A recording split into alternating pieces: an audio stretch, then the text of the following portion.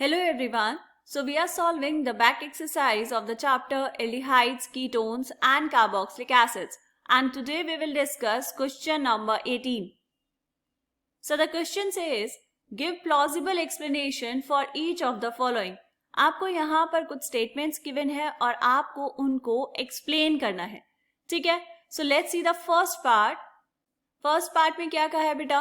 Cyclohexanone forms cyanohydrin in good yield, but 2,2,6 trimethyl cyclohexanone does not. देखो, सबसे पहले तो क्या करेंगे, हम यहाँ पर बनाएंगे स्ट्रक्चर्स. क्या क्या गिवन है बेटा? साइक्लोहेक्सेनॉन. क्या होता है साइक्लोहेक्सेनॉन? ये बनाई आपने एक साइक्लोहेक्सेन रिंग और यहाँ पर प्रेजेंट होगा कीटोन ग्रुप. ठीक है, दिस इज साइक्लोहेक्सेनॉन. ओके, और दूसरा क्या दिया है? 2,2,6 ट्राइमिथाइल साइक्लोहेक्सेनॉन. सो आपने वापस से यहाँ पर बनाया साइक्लोहेक्सेनॉन, ये रिंग, यहाँ पर ये double bond oxygen and 2,2,6 trimethyl, मतलब यहाँ पर ये है सेकेंड पोजीशन, इस पे CH3, एक और CH3 सेकेंड पोजीशन पर एंड सिक्स्थ पोजीशन पर भी होगा एक मिथाइल ग्रुप. ठीक है, ये आपने दोनों स्ट्रक्चर्स बना दिए. अब क्वेश्चन में आपसे पूछा है कि ये जो साइक्लोहेक्सेनॉन है ये साइनोहाइड्रिन बनाता है, लेकिन 2,2,6 ट्राइमिथाइल साइक्लोहेक्सेनॉन गुड यील्ड में साइनोहाइड्रिन नहीं बनाता. पूछा है ऐसा क्यों? देखो बेटा, साइनोहाइड्रिन का मतलब क्या है? Addition of HCN. आप यहाँ पर क्या करवा रहे हैं? आप ऐड करवा रहे हैं HCN को across the carbonyl group, right? तो HCN जब ऐड होता है तो क्या होता है बेटा? ये कार्बन डबल बॉन्ड ऑक्सीजन यहां पर अटैक करेगा CN-, ये न्यूक्लियोफाइल बना है. न्यूक्लियोफाइल बैक साइड से अटैक करेगा इस कार्बन एटम पर और यहां से बॉन्ड इस तरफ. ठीक है, तो क्या होता है बेटा? यहां पर आपको मिलता है addition product. This is carbon. यहां पर ये दो वैलेंसीज पहले से थी, अब क्या आ गया है? एक आया आपके पास CN और एक आया आपके पास OH. ये प्रोडक्ट मिला.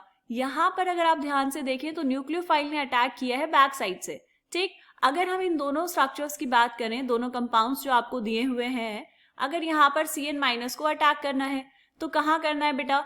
एक तो अटैक करना है इस वाले कार्बन एटम पर इस तरफ, एंड दूसरा अटैक कहाँ करना है बेटा? दूसरा अटैक करना है इस वाले कार्बन एटम पर. क्या इन दोनों में आपको कुछ डिफरेंस नजर आया?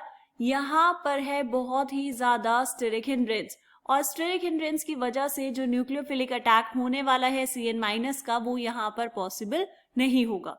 लेकिन साइक्लोहेक्सेनॉन में कोई भी स्टेरिक हिंड्रेंस नहीं है, तो इसीलिए क्या होगा? यहाँ पर ये जो न्यूक्लियोफाइल है आपका CN- इजीली अटैक कर पाएगा. और आपको प्रोडक्ट में क्या मिलेगा?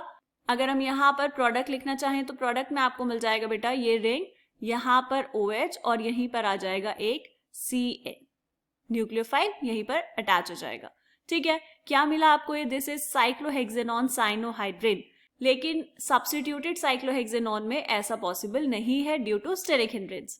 क्लियर? अब यहाँ पर आप चाहें तो इसको 2 लाइंस में लिखकर बता सकते हैं. देखो बेटा, क्या लिखा हमने यहाँ पर? Due to the presence of 3 methyl groups at alpha position with respect to carbon double bond oxygen, the nucleophilic attack by the CN- ion does not occur due to steric hindrance. As there is no such steric hindrance in cyclohexanone, hence nucleophilic attack by the CN- ion occurs readily and hence cyclohexanone cyanohydrin. क्या है बेटा cyclohexanone cyanohydrin? ये जो आपने बनाया यहाँ पर, this is cyclohexanone cyanohydrin. ये क्या होगा? ये आसानी से आपको मिल जाएगा क्योंकि यहाँ पर साइक्लोहेक्सेनॉन में कोई भी स्टेरिक हिंड्रेंस प्रेजेंट नहीं है. This is obtained in good yield. First part clear है बेटा? चलो अब देखते हैं सेकेंड पार्ट. सेकेंड पार्ट में क्या पूछा है आपसे? There are 2 NH2 groups in semicarbazide, however only one is involve in the formation of semicarbazones. देखो, जब हम करवाते हैं addition of ammonia derivatives on carbonyl group तो क्या होता है बेटा? आपको मिलते हैं सेमीकार्बाजोन्स. अगर हम किसकी एडिशन करवा रहे हैं? सेमीकार्बाजाइड की.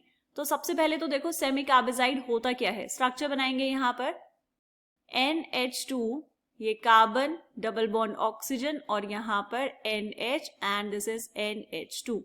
This is semicarbazide, right? यहाँ पर लिख लेंगे दिस इज सेमीकार्बाजाइड. अब क्वेश्चन में ये पूछ रहा है कि आप जब इसकी रिएक्शन करवाते हैं किसके साथ? कार्बोनिल ग्रुप के साथ. तो आपको जो सेमी कार्बाजोन्स मिलते हैं उसमें सिर्फ एक ही नाइट्रोजन वहां पर काम कर रहा होता है, एक ही नाइट्रोजन क्या कर रहा होता है बेटा, सेमी कार्बाजोन्स की फॉर्मेशन में इन्वॉल्व होता है।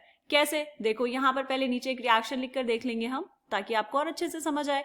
ये है आपके पास कार्बोनिल ग्रुप, यहाँ पर आप रिएक्शन करवा रहे हैं इसकी, कैसे करवाएंगे बेटा, NH2 NH carbon double bond oxygen और यहाँ पर ये NH2, तो क्या मिलता है बेटा आपको प्रोडक्ट में, देखो ये जो यहाँ पर थे 2 हाइड्रोजन, इन हाइड्रोजन को मैंने बनाया ऐसे, बना सकते हैं। ओके, अब क्या होगा, यहाँ से बाहर जाएगा H2O मॉलिक्यूल, ये ऑक्सीजन और ये हाइड्रोजन, तो प्रोडक्ट में आपको क्या मिलता है बेटा, ये था कार्बन, इसके पास जो 2 वैलेंसीज थी वो वैसे ही होंगी, और यहाँ पर मिल जाता है डबल बॉन्ड नाइट्रोजन, और आगे ये पूरा का पूरा ग्रुप वैसे ही NHC double bond O and this is NH2। ये क्या बना, दिस इज सेमी कार्बाजोन। अभी आपसे क्या पूछ रहा है बेटा कि आपने जो रिएक्शन करवाई इसमें 2 NH2 ग्रुप्स प्रेजेंट थे, एक तो ये वाला जहां से आपने वाटर मॉलिक्यूल को बाहर भेजा, और एक ये वाला NH2 ग्रुप भी प्रेजेंट था, लेकिन स्टिल सिर्फ एक NH2 ग्रुप ही रिएक्शन में पार्टिसिपेट क्यों कर रहा है, ये दूसरा वाला तो वैसे का वैसे ही है। ठीक है, ये आपको बताना है। क्वेश्चन समझ आया? ओके, अब देखते हैं इस क्वेश्चन को आप एक्सप्लेन कैसे करेंगे इस चीज को। देखो यहाँ पर ये जो है NH2, इन सबके पास होंगे लोन पेयर ऑफ इलेक्ट्रॉन्स, एक लोन पेयर यहाँ पर होगा, राइट, यहाँ पर भी लोन पेयर होगा और यहाँ पर भी लोन पेयर होगा। ठीक है, ये होते हैं बेटा रेजोनेंस में। रेजोनेंस कैसे होगा, ये जो लोन पेयर था यहाँ से ये आ सकता है यहाँ पर, और यहाँ से ये बॉन्ड्स इस तरफ। ठीक है, तो आपको यहाँ पर मिलेगा एक रेजोनेटिंग स्ट्रक्चर। कैसे बनेगा बेटा, बनाओ, ये होगा आपके पास NH2 और इसने लोन पेयर ऑफ इलेक्ट्रॉन्स दिए हैं तो इस पे आएगा पॉजिटिव चार्ज, राइट, यहाँ पे डबल बॉन्ड कार्बन और यहाँ पर आ जाएगा ऑक्सीजन और इस पे माइनस चार्ज। इस तरफ क्या था, NH एंड NH2। ठीक है, बात समझ आई। और दूसरा रेजोनेटिंग स्ट्रक्चर्स कैसे बन सकता है, अब ये जो दूसरा NH है जिसके पास लोन पेयर ऑफ इलेक्ट्रॉन्स है, क्या होगा, ये शिफ्ट हो जाएगा इस तरफ, तो ये डबल बॉन्ड वापस से आ जाएगा नाइट्रोजन के पास। क्या मिलेगा आपको यहाँ पर, आपको मिल जाएगा NH2 and this is carbon, यहाँ पर आएगा ऑक्सीजन नेगेटिव चार्ज, ये डबल बॉन्ड नाइट्रोजन हाइड्रोजन, इस पे आया पॉजिटिव चार्ज क्योंकि इसने loan pair of electrons they दिए हैं, एंड यहाँ पर NH2। ठीक है, अब ये जो रेजोनेंस स्ट्रक्चर्स आपने बनाए, यहाँ से हमें क्या समझ आया, यहाँ से हमें ये समझ आया बेटा कि एक जो NH2 ग्रुप है, लेट्स से दिस वन, ये वाला जो NH2 ग्रुप है ये क्या है, रेजोनेंस में इन्वॉल्व है बाकी सारे एटम्स के साथ। अब क्योंकि ये रेजोनेंस में इन्वॉल्व है तो ये वहां पर अवेलेबल ही नहीं है। अगर अवेलेबल ही नहीं होगा, NH2 ग्रुप पे जो लोन पेयर ऑफ इलेक्ट्रॉन्स हैं वो भी अवेलेबल नहीं है, तो क्या होगा बेटा, यहाँ पर न्यूक्लियोफिलिक अटैक नहीं हो पाएगा। ठीक है, तो जो रेजोनेंस में अवेलेबल नहीं है सिर्फ वही वाला नाइट्रोजन क्या कर सकता है, लोन पेयर डोनेट कर सकता है और रिएक्शन में इन्वॉल्व हो सकता है विद कार्बोनिल ग्रुप। क्लियर है, तो इसीलिए यहाँ पर क्या होगा, ये वाला जो NH2 ग्रुप है, this NH2 group is involve in the reaction with carbonyl group. ठीक है, बात समझ आई। ओके, अब इसको लिखेंगे कैसे, चलो लिख लेते हैं। देखो बेटा क्या लिखा, Semicarbazide has 2 NH2 groups but one of them that is directly attached to carbonyl group. Directly attached to C double bond कौन सा है बेटा, ये वाला NH2, ये जो हमने येलो से मार्क किया है, जो रेजोनेंस में है किसके साथ, कार्बोनिल ग्रुप के साथ। तो आगे पढ़ो, is involved in resonance as shown above. Thus electron density on this NH2 group decreases, hence it does not act as a nucleophile. तो इसीलिए ये एज अ न्यूक्लियोफाइल काम नहीं करेगा। कौन से वाला NH2 है बेटा, ये दिस वन, ये वाला NH2 न्यूक्लियोफाइल की तरह काम नहीं करेगा क्योंकि ये रेजोनेंस में है, तो ये वैसे का वैसे ही रहेगा। ठीक है, ओके, आगे देखेंगे। In contrast the lone pair of electrons on other NH2 group that is attached to NH। NH से कौन सा NH2 अटैच है, ये जो हमने व्हाइट से मार्क किया है, यहाँ पर भी ये जो हमने व्हाइट से मार्क किया है, जिसमें से 2 हाइड्रोजन गए हैं ऑक्सीजन के साथ।